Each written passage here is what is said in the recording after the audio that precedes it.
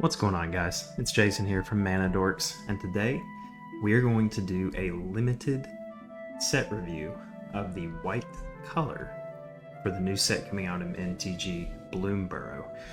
I have not really looked at a lot of spoilers for this set, but I figured I would kind of give my gut reaction to how these cards would play in a limited setting.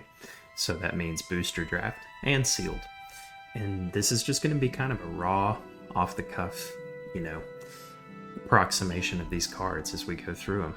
So let's just get straight into it. I want to start by saying that I'm going to use kind of a grading scale, A, B, C, and D. For the cards that I give A, they're pretty much bombs, insta picks. You pick them up, you play them, they're going to win you games, and they should be highly valued as such, right? B is very good cards. When you see them, you're more than likely going to pick them in a draft.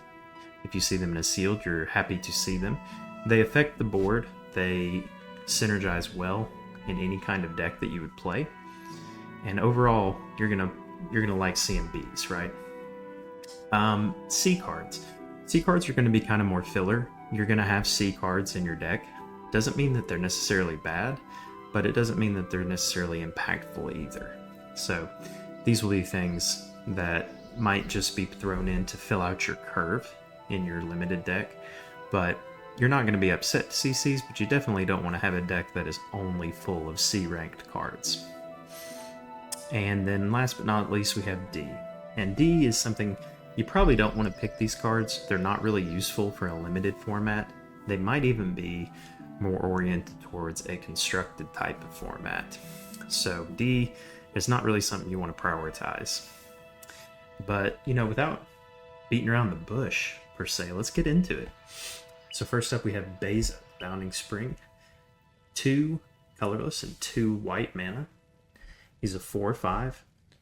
When he enters the battlefield, create a treasure token, and if opponent controls more lands than you gain 4 life.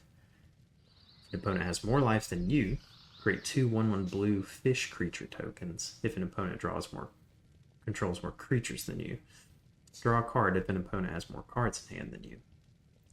So this is very clearly an A. This is a 4-drop, 4/5 out the gate. Those are really good stats. His effects are game-changing. They can change the tide of battle. If you get this out on curve on turn 4, you're very inclined to have things be in your favor for the rest of the game. Also, if you get it late game, the gaining 4 life, and if an opponent has more life than you, it has some implications there as well. Let's say you're facing down a very scary board presence, the 1/1 fish, not totally crazy, but imagine fulfilling all of these requirements when this thing hits the board. Excellent card. A plus even. Season of the Burrow. 3 colorless, 2 white mana. It's a sorcery.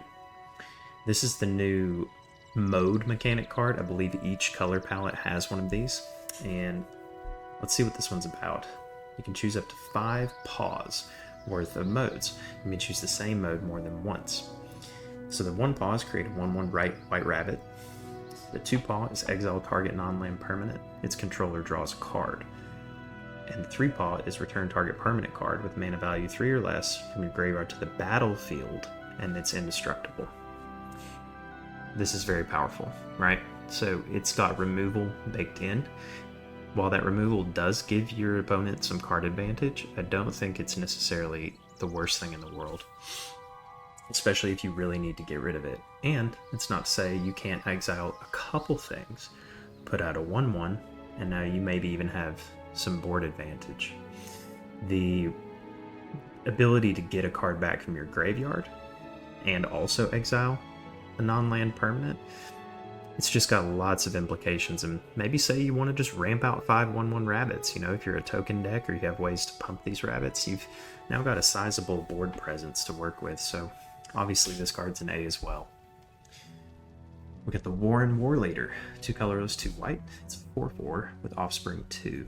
You may pay an additional 2 as you cast the spell, and if you do, when this creature ETBs, create a 1/1 token copy of it. Okay, so whenever you attack, choose 1. Create a 1/1 white rabbit creature token that's tapped and attacking. Wow. Attacking creatures you control get +1/+1 until end of turn. I mean, my goodness. Do we even really need to say anything more? This card's fantastic in a limited setting. Much like Beza, you get this on curve on turn 4, you can play it outright as a 4/4, and it is going to be something your opponent has to deal with. If you are able to do the Offspring, you now have your win condition, like hands down. He's going in as a 5/5. They have to block the token copy you make, and the 1/1 White Rabbit, and they're all getting pumped. So you would have a 5/5 Warren War Leader. You'd have a 2/2 copy of the War Leader, who's also going to, trigger a 1/1 White Rabbit and the +1/+1. It's just absurd. It's an A+. It's an easy A+. Love that card. And it's mythic, so you can't really be too shocked there either. Let's move on to the rares. We have the Essence Channeler. 1 colorless and a white mana. It's a Bat Cleric. As long as you've lost life this turn, Essence Channeler has Flying and Vigilance. Whenever you gain life, put a +1/+1 counter on it. When Essence Channeler dies, put its counters on target creature you control. This is a strong card. This is a 1 mana, this is a 2-drop 2/1.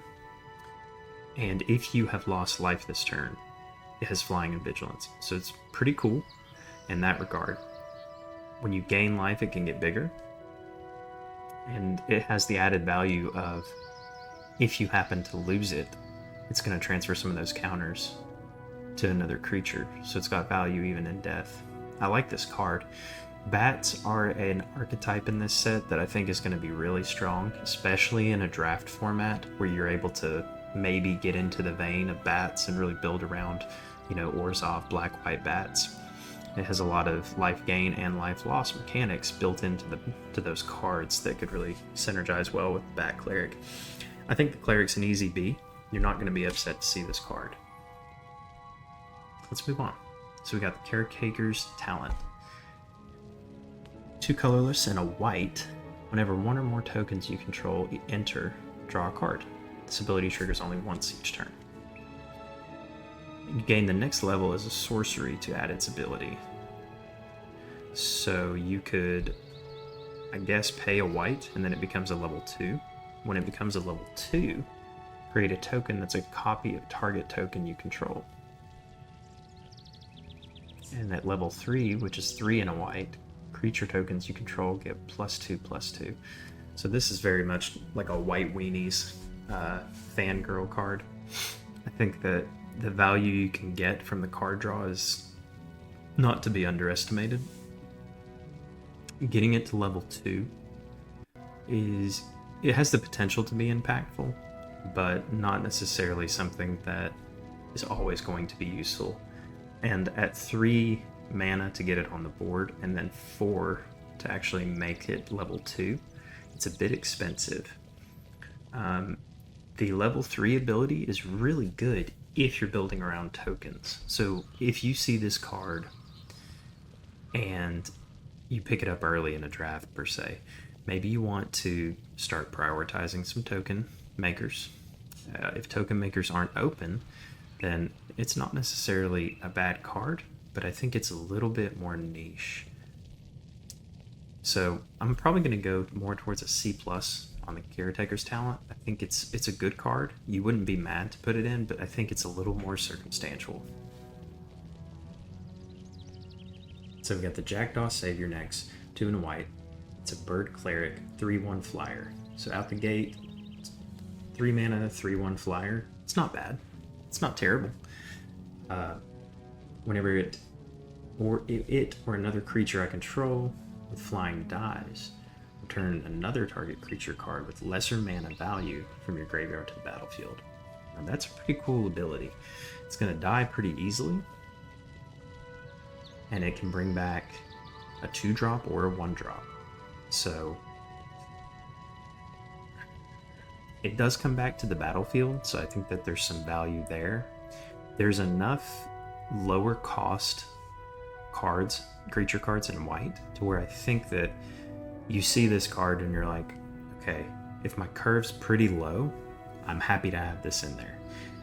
By its own right, a 3/1 3-mana flyer is not bad in the slightest. You play this on turn 3, your opponent, if it can't deal with it, is going to be taking 3 each turn, right? If you're able to build around flyers, you could potentially keep this card on the field, keep it safe somehow, have your other creatures die that have flying, and then you're just bringing back your boys. So I like the Jackdaw. I think it's going to get a B from me. So next we have the Whiskervale Forerunner. This is 3 and a white for a 3/4 with Valiant.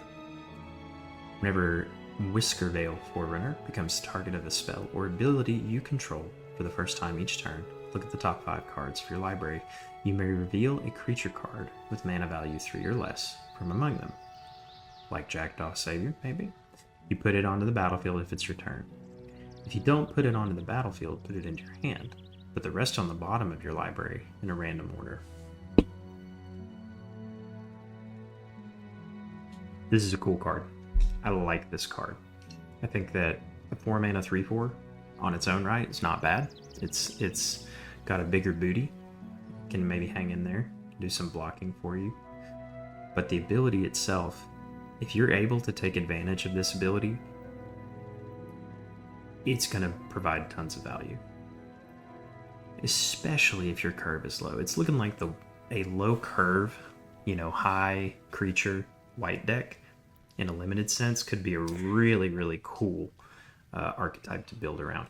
I like the Forerunner. I think that the Forerunner is probably going to get a B+ from me. Yeah, for sure.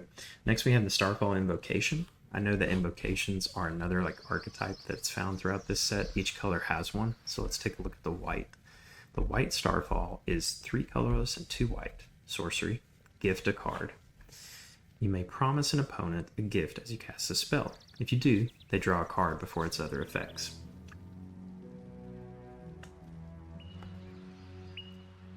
Excuse me. The effect is destroy all creatures.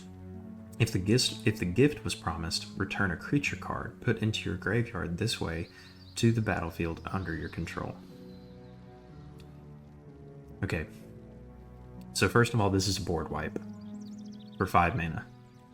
In limited, and especially sealed, this card is very, very valuable on its own right. It's not often that you get a quality board wipe, let alone one that can bring a creature back from your graveyard and put it onto the field after a board wipe, right? So let's get that straight. That's a very powerful effect. Now, you have to gift it to be able to bring that creature back.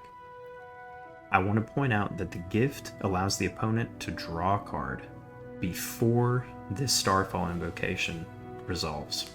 Meaning that if you're playing against blue or anything that has instants, you could be playing into your own defeat, right? You could literally play into this and give them a counterspell, and then they can respond and counter your invocation, right?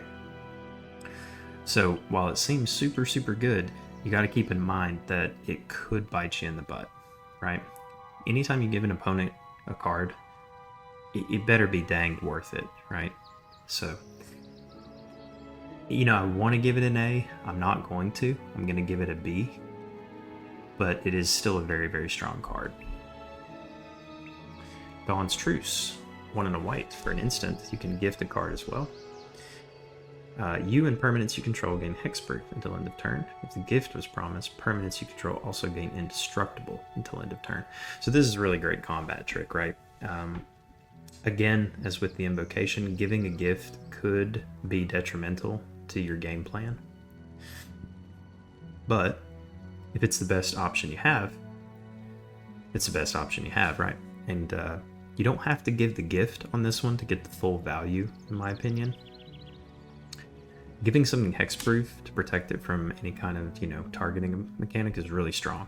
If you're going to lose something that you can't bear to lose, though, giving a gift in that sense is not necessarily the worst case scenario. Especially if an opponent's tapped out, right? And you're not worried about counter magic. I like the Dawn's Truce. I think it's a B. I don't think it's a B+, but it's definitely in the B category for sure. So next we have Valley Quest Caller. 1 and a white, so that's another low-cost card. It's a 2/3.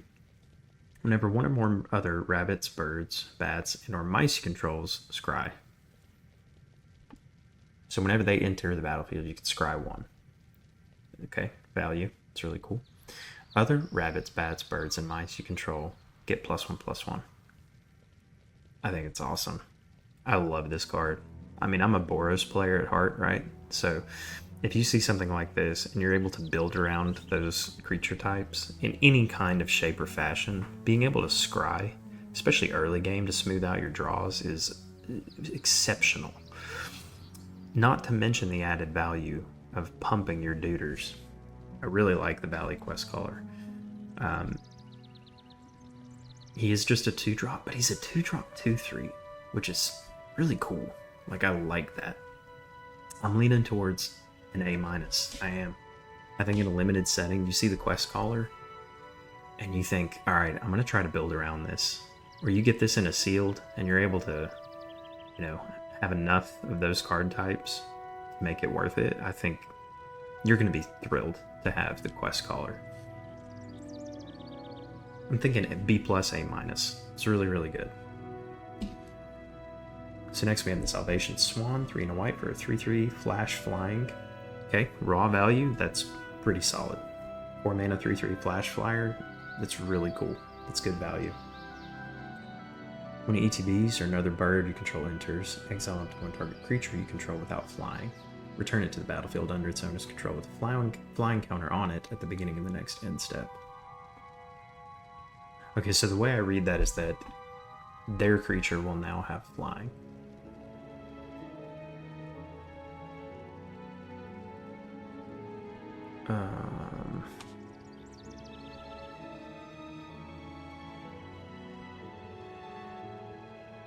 Oh, no, I see what it is.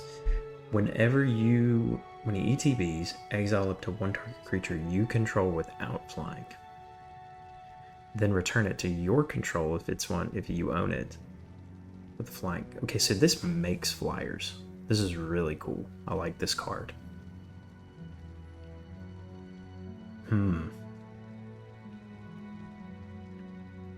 I think from a limited perspective, a lot of the time you're going to look at cards for their base stats, if you will. And then if their abilities are good, then that's a bonus, right? If you're a beginner, that is. That's kind of a good rule of thumb. And base stats, 4 mana, 3/3 flashing flyer is... I mean, it's solid, dude. You would put that in your deck. You throw that out on an opponent's turn, and then you untap, and you now have a flyer as well. Because if you flash it in, your creature that was exiled comes back in at their end step. So at your upkeep, you have a flyer ready to go. I think it's great. A-, Salvation Swan. Jolly Gerbils, 1 and a white for a 2/3. Whenever you gift a card, draw a card. I like the Gerbils. It's a way to get value whenever you have to gift, right? I think it's a fine card. I think it's a C+. You're not going to overly prioritize it. As far as a curve conversation goes, a 2 mana 2/3 is a good 2-drop to have, right? You see that as a 2-drop and you're like, yeah, I'll put that in my deck for sure. And if you have gifts, cool, that's great. I think it's a great curve card. C+ for sure. Okay. Builder's Talent. Let's see. 1 and a white. When an ATBs, create an 0/4 white wall token with Defender. Level up is just 1 white. Whenever 1 or more non-creature, non-land permanents you control enter, put a +1/+1 counter on target creature you control.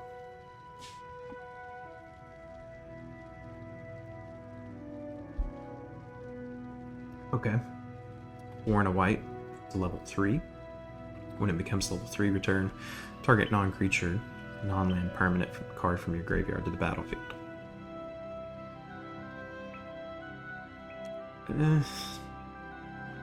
I don't really like this one. This talent's objectively weaker. It's kind of seeming around playing around enchantments or even artifacts maybe.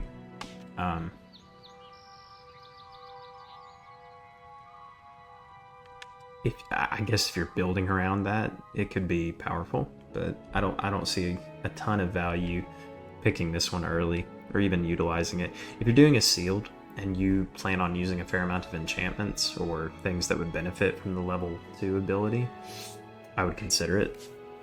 But I'm not huge on the builder's talent. That's probably going to be my first D from a limited perspective.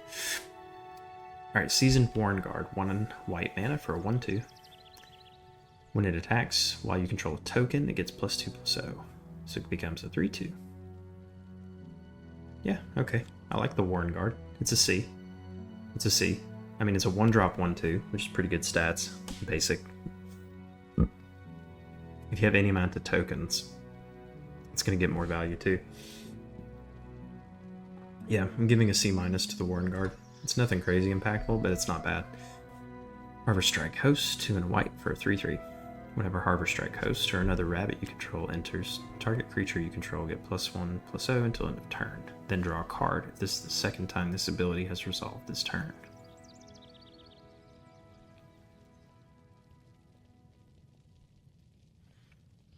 Three mana 3/3. It's good for your curve. You see that and you're like, yeah, that's cool. It has to synergize with rabbits. I think with how low the curve cost is for some of these creatures, you could realistically see the potential to draw a card for those, which is pretty cool. I'm going to give it a C. Mouse Trapper, 2 and a white for a 3/2 with flash. So we have a 3-drop 3/2 with flash. It's pretty cool. You can do some combat tricks with it. It's got Valiant though. When it becomes the target of a spell or ability you control for the first time each turn, tap target creature and opponent controls. Okay, yeah. I think it's pretty neat. That's probably going to be a C+ for me. It'll definitely depend on how much you can trigger that ability, on whether or not it kind of bumps up to a B-. I think it's going to stay in C though, for sure. So now we have the Drift Gloom Coyote, 3 colorless, 2 white, for a 3/4. Coyote. When it ETBs, exile a target creature and opponent controls until it leaves the battlefield. Whoa. That creature had power 2 or less, put a +1/+1 counter on the Coyote. Okay, I like the Coyote. I like the Coyote. 5 mana for a 3/4 is not great stats, but when it comes attached with removal, I mean, that's not bad at all. Plus you get value if you're just going to get rid of something that isn't that big. I like the Coyote. We're gonna go with the B. That's a solid B card. You're happy to see the Coyote. Star Charter, 3 and a white for a 3/1 flyer. It's a bat, so we like bats. 4 mana 3/1 flyers, not the best stats. He's pretty squishy, right? But at the beginning of your end step, if you gain your lost life this turn, look at the top 4 cards of your library. You may reveal a creature card with power 3 or less from among them and put it into your hand. Put the rest on the bottom. Okay.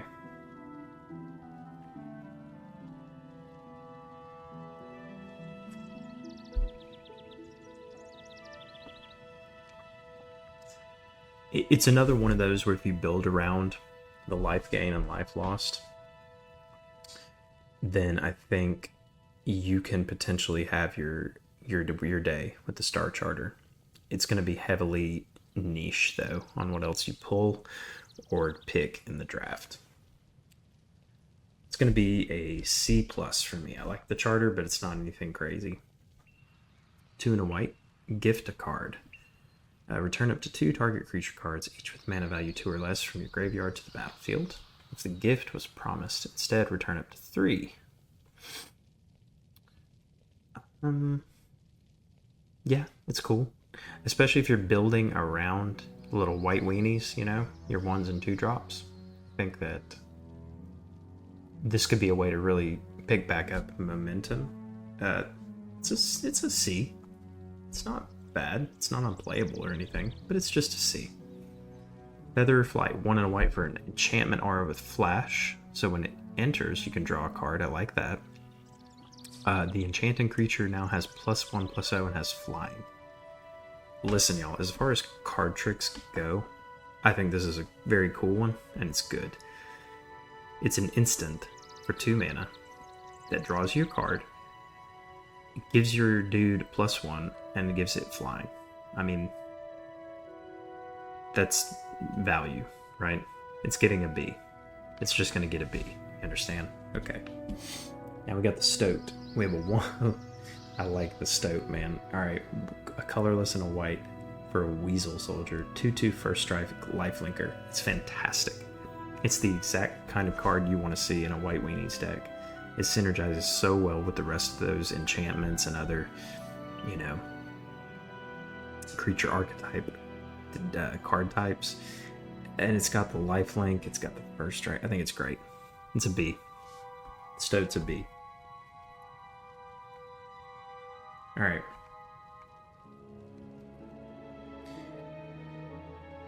We got Mabel's Medal here. Target creature gets +2/+2 until end of turn. To one other target creature goes +1/+1. Okay, so this is a combat trick that helps you.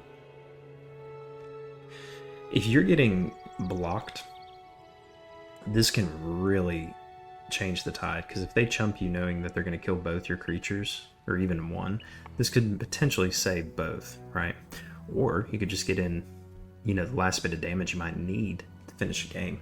I think it's a pretty good card trick. Is it as good as the Feather or Flight? I don't think so.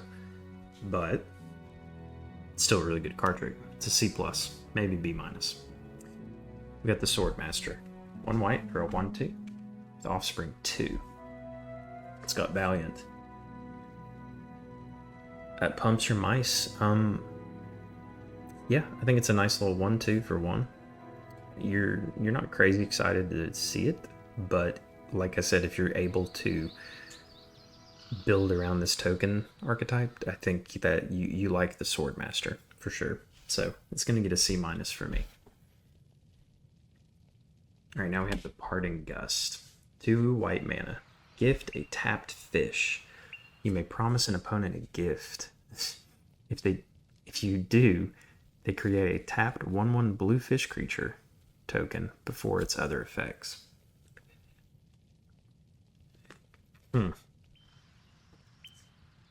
So this is a gift that doesn't gift a card. It gives them a 1/1 fish. I think that's probably objectively better than giving them a card, so I like that gift. And it's removal. Exile target non-token creature. So out the gate, this is a very good card in Limited because it's removal and it's exile. It doesn't hit tokens, but you probably don't always care. If the gift wasn't promised, return that creature to the battlefield under its owner's control with a +1/+1 counter on it at the beginning of the next end step. Okay. So this can get a creature out of the way and let you get in for the game, right? You're probably going to want to give the gift. So you get rid of a big boy and you give him a fish, right? The fish is tapped so they can't block with it. It's not as good as I thought it was. I think that you still value it because it's white removal, and you definitely don't snub it, right? I don't think it's the best removal I've ever seen, but I think you're going to lean more towards a B-, C+ type thing. Not bad though. Up to it. 2 and a white. Create 3 1/1 white rabbit creature tokens. Yeah, it's great. If you're building around rabbits, I think it's cool. It's a B. It's a B-. I think, you know, even on curve, if you throw that down on turn 3, you now have 3 1/1s, right? So essentially think of that as a 3-drop that makes you 3 1/1s, right? So even without synergy, that's not bad. I think it's a B. Shrike Force. 2 and a white. Okay. It's a bat. No, it's a bird knight. Love the art, by the way. It's got flying, double strike, and vigilance. I mean, that's really cool, right? Can we agree? I think that a 3 mana 1/3 on its own value is not bad at all. The fact that it's a flyer is super cool. The fact that it has a double strike is double cool, and the fact that it has vigilance as well means that your opponent sees this and is now really upset that they have to deal with it.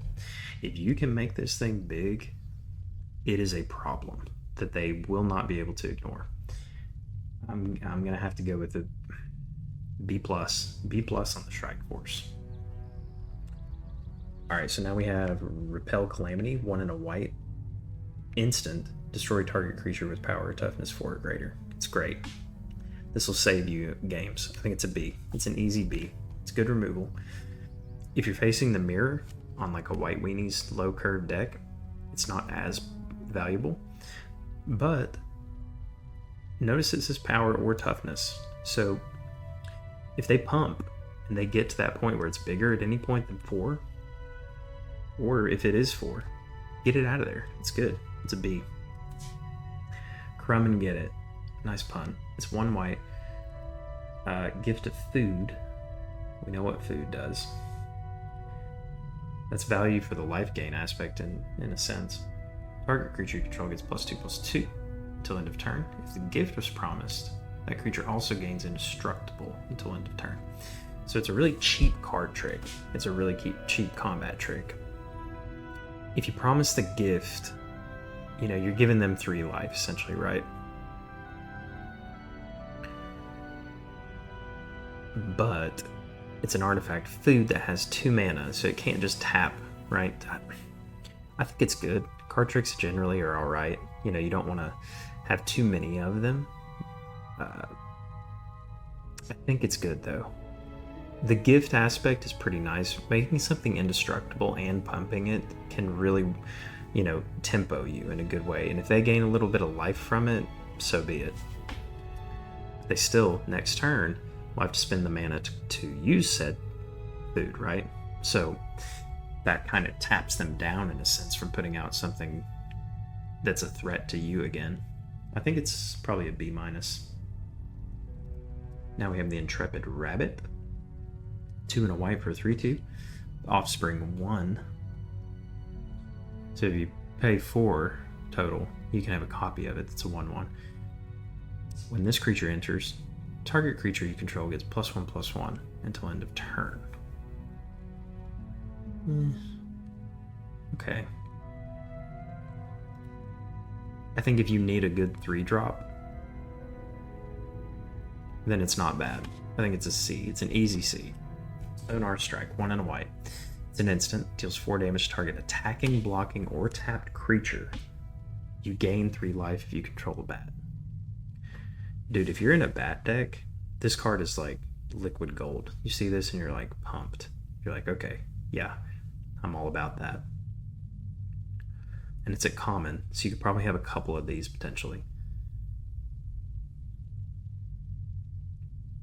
I think it's great. It's a B+. If you're in bats, it maybe is even an A- as far as a removal thing goes. Let's not go that far, but it is a B+. Alright, Rabbit response. 2 colors, 2 white. Creatures you control get +2/+1 until end of turn. If you control a rabbit, scry 2. Okay, 4 mana for an instant combat trick. But if you have a rabbit, you're scrying. It's pretty expensive, but if you do have rabbits, then I think it's pretty decent value. It's probably C+ for me. Vanishing Light, 2 and a white for an enchantment. When it enters, exile target non-land permanent and opponent controls until Vanishing Light leaves the battlefield. Okay, yeah, it's good removal. There's no strings attached, there's no gift. It's a B-. And it also can target, enchantments, artifacts, tokens, anything you need it to, it can do. They do get it back if it's destroyed, but I think that you still value it pretty high. I think it's a B-. Alright, so now we have the Pleated Provisioner.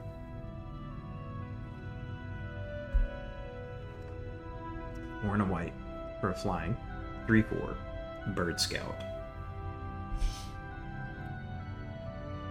When it enters, put a +1 counter on target creature you control without flying.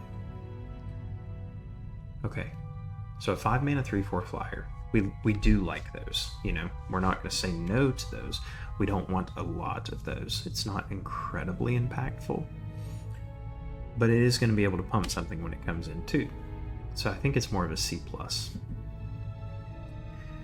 Warren Elder is 1 and a white for a 2/2. 2 mana 2/2s are your bread and butter for your aggro decks in a white weenie situation, right? And it's a rabbit as well. So I mean, I think if you're able to build around rabbits, like we've said and seen, that is definitely pushed. You're not upset to see the Warren Elder, right?